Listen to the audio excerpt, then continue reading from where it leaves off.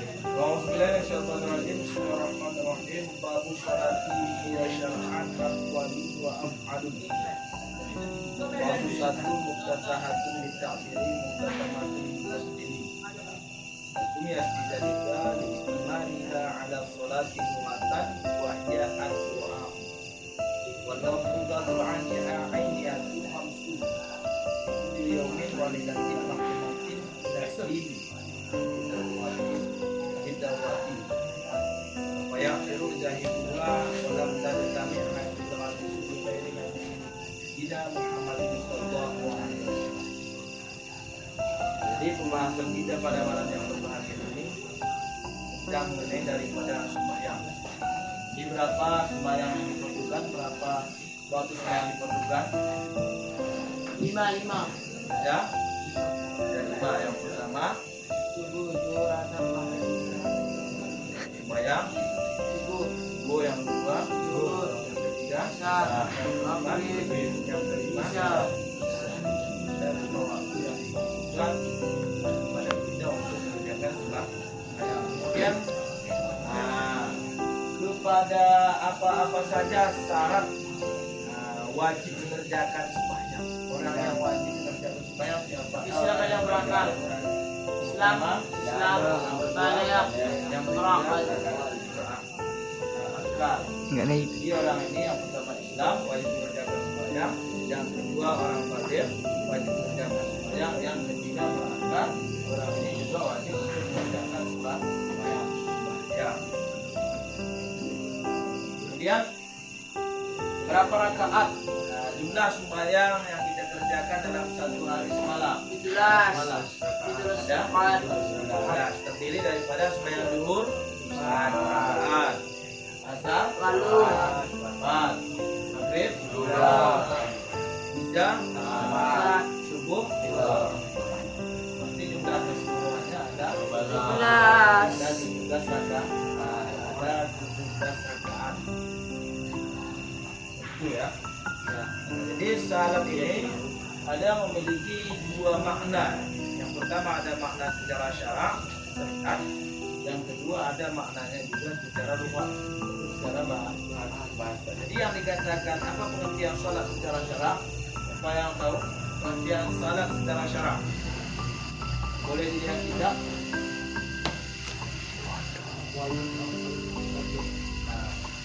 Tiga. Yaitu beberapa perkataan perbuatan yang dikhususkan, yang dimulai dengan takbir dan ditutup dengan salam, kemudian ditutup dengan salam. Kemudian siapa yang bisa menyebutkan pengertian salat secara lughah? doa sabatu ayat doa Yang dimaksud dengan salat secara lughah atau istilah salat secara bahasa itulah doa. Kemudian sembahyang yang diperlukan itu ada 5 ainiyah, ada 2 fardunya. Yang pertama ada namanya fardu ain, yang kedua ada namanya fardu kifayah. Di sini siapa yang bisa membedakan di mana fardu ain, apa pengertian daripada fardu ain dan apa pengertian daripada fardu kifayah? Katakan. Fardu ain dengan fardu kifayah. Fardu ain diwajibkan mengerjakannya kepada pribadi-pribadi ataupun orang-orang. itu surga cuma Apa? hari. Bukan sembahyang apa? Contohnya itulah sembahyang lima waktu. Kemudian fardu kifayah. Maid Nah, ini satu orang saja yang mengerjakan di dalam kampung itu, orang lain tidak berdosa. Terus misalkan kita katakan sholat maid. Sholat maid misalkan tidak mesti itu semua orang di kampung itu menyalatkan maid. Akan tapi cukup satu orang saja yang menyalatkan orang si maid tersebut, itu satu kampung itu sudah terampun dosa, tidak lagi berdosa.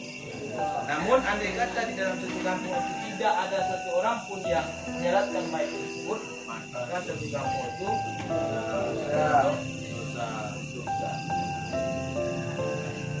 Itu ya.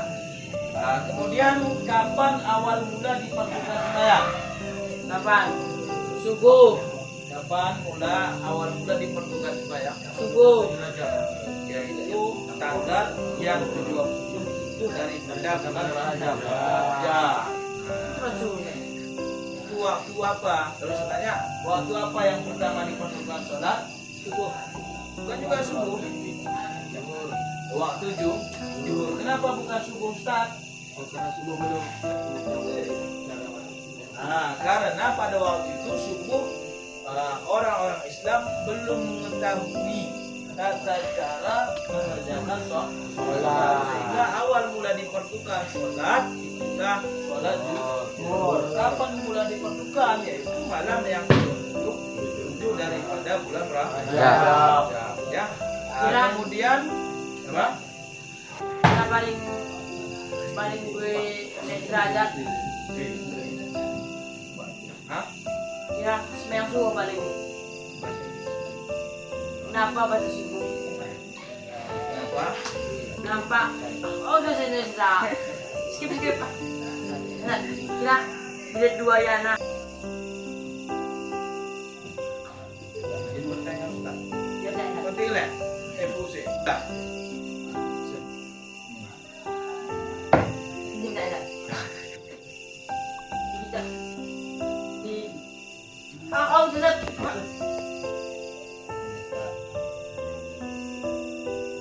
Ya. Masih kita kan semua Telepi. kan jujur kan dia pertama sholat kan. Kenapa sembahyang subuh yang paling banyak, yang paling besar pahalanya? Supaya perlukan yang pertama saya cuma kenapa sholat subuh sholat yang sangat besar sekali fadilah ini termasuk itu sebenarnya pembahasan tentang jemaah kita mengenai jemaah sholatnya, karena di dalam subuh itu banyak sekali ataupun susah sekali orang mengerjakan sembahyang. Nah, waktu itu orang dalam apa kita bilang itu dalam ketiduran ataupun dalam nyenyaknya dalam sehingga kadang tidak mengerjakan sholat subuh. Jadi itu alasannya kenapa besar sekali pahala mengerjakan sembahyang lebih berjamaah ketimbang maghrib. Kalau maghrib itu sembahyang yang apa itu? Maghrib itu sembahyang bisa kita katakan yang paling sedikit pahala ketimbang sholat yang 4 waktu. Ada yang lain yang bertanya? Itu ya. Kemudian tidak terhimpun ya sembahyang yang 5 waktu tersebut lain daripada Nabi Muhammad. Jadi dalam sholat 5 waktu tersebut, sholat 5 waktu ini tidak ada dikerjakan oleh nabi-nabi selain sebelum Nabi Muhammad.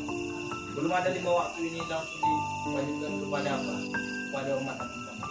Kan kalau di dalam di situ ada disebutkan yang bahwasanya sholat subuh itu merupakan sholatnya Nabi Adam, kemudian sholat zuhur itu merupakan sholatnya Nabi Daud, kemudian sholat asar itu merupakan sholat Nabi Sulaiman, kemudian maghrib itu merupakan sholat Nabi Yakub, kemudian isya itu merupakan sholat Nabi Yusuf. Nah itu satu waktu orang tuh satu waktu mengerjakan. Tapi ketika Nabi Muhammad itu ketika beliau Isra Mi'raj dari apa? Dari Masjidil Aqsa ke Sidratul Muntaha ataupun ke langit yang tujuh, itu Allah Subhanahu Wa Taala itu memerintahkan kepada Nabi yang pertama itu mengerjakan sembahyang 50 rakaat. Nah, sungguh kalau seandainya 50 rakaat yang diwajibkan oleh Allah kepada kita sebagai umat Nabi Muhammad, yang mungkin kita bisa mengerjakan. Sedangkan 5 waktu saja kadang kita sulit untuk mengerjakan. Banyak yang tinggal mengerjakan sholat jamaah. Ada pertanyaan? Apa? 50 rakaat itu sembahyang, itulah yang sembahyang yang enggak kita ketahui. Nah, cuma waktunya 50 rakaat semua. Kemudian Wajibnya sholat 5 waktu tersebut itu terhadap orang yang beragamakan Islam. Apa pengertian Islam? Islam ini maknanya yaitu orang yang beragamakan Islam dan orang yang mengucapkan 2 kalimat syahadat.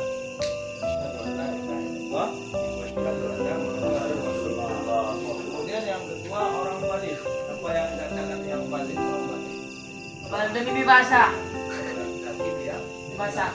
cara yang sudah kita kerjakan. Kemudian perempuan yang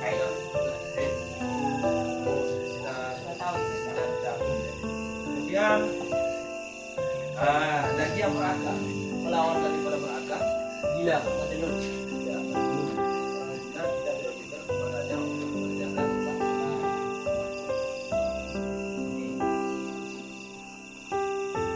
ada lagi pertanyaan. Jika seorang meninggalkan sholat secara sengaja, maka wajib ibadah. Ya, apabila seorang meninggalkan sholat secara sengaja, apabila seorang meninggalkan sholat secara sengaja itu wajib hukumnya itu menyegerakan qada. Yang pertama dia berdosa dan bersunat. Dia di samping itu wajib segerakan qada. Melainkan kalau seandainya misalkan jika ini ada apa namanya itu pun berupa kegiatan ataupun misalkan mencari nafkah, sehingga ketika kita misalkan mencari nafkah yang kita kerjakan tadi sudah habis waktu, kemudian setelah itu barulah kita bisa mengerjakan Masa dapat. nafkah itu kita tadi masa Keroyong. keteroyong.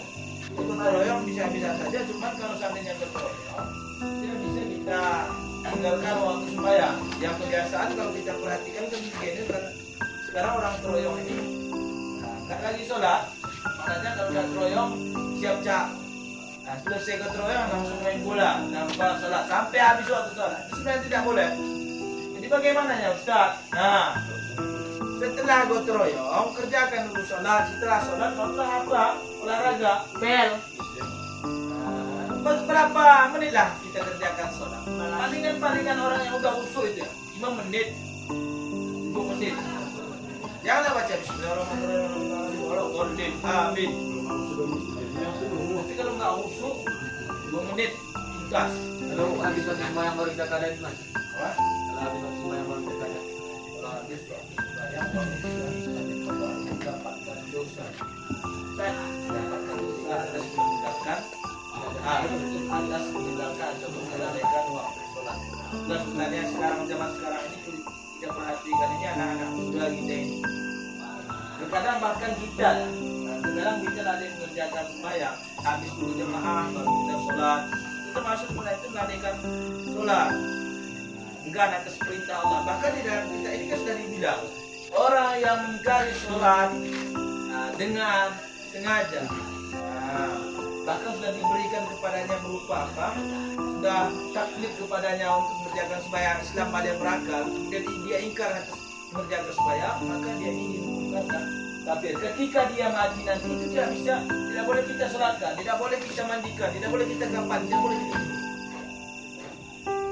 Itulah apa itu pun dosa ataupun begitulah ganjaran yang diberikan kepada orang yang enggan untuk mengerjakan sembahyang.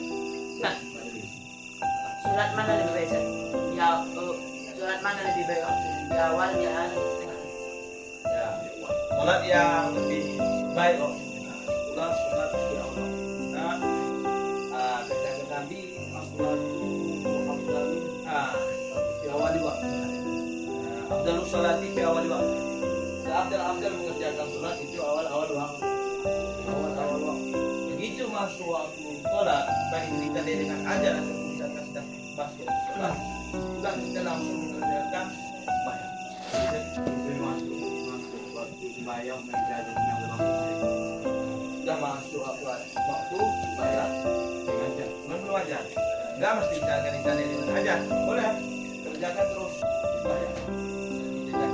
Sholat isya Ustaz, sholat isya bagaimana? Sholat isya Isya. Sholat Isya ini disunahkan kepada kita untuk mentakhirkan waktu sholat. Cuma dengan catatan, kalau seandainya misalkan di awal kita memperdapati jamaah, sedangkan nanti di akhir nanti kita tidak memperdapati jamaah, itu lebih afdal kita mengerjakan sholat jamaah di awal waktu. Tapi kalau misalkan tidak jamaah afdal, kan awal waktu tidak jamaah, kemudian awal waktu nanti juga tidak jamaah, itu lebih baik kita kerjakan di akhir waktu.